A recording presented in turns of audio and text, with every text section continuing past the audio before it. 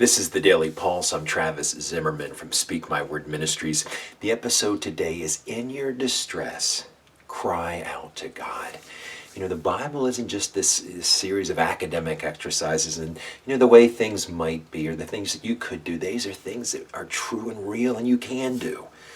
I go to King David here in Psalm chapter 18, verse 2, where 18 verse 6, where he completely nails it. Again, Psalm chapter 18, verse 6.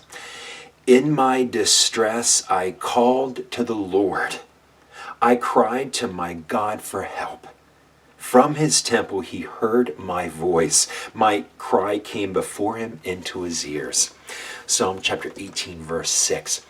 So David is pouring out his heart to God.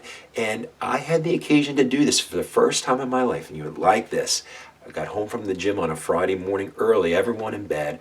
I dropped to my knees and I just cried out to God. Let it, just basically, Father, take this cup from my bride. Take this cup of suffering from her, the suffering in our family, the attacks that we're under. Lord, please, if it would be your will, please, in my distress, save us. And it's not just a cathartic thing that felt better to do it, but it did feel good to just, God knows the situation that we're in.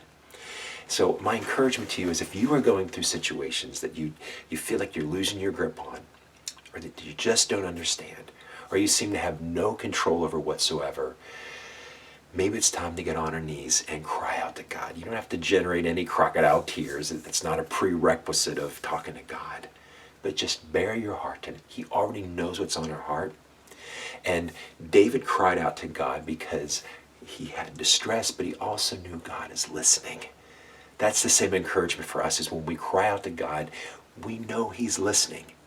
And in his perfect timing, in his perfect mercy, and in his perfect love, he will bring relief. And he has. Even in the short ensuing time since I cried out to God, he has been gradually bringing it. Even as I'm doing this devotion, the sun is shining in here now.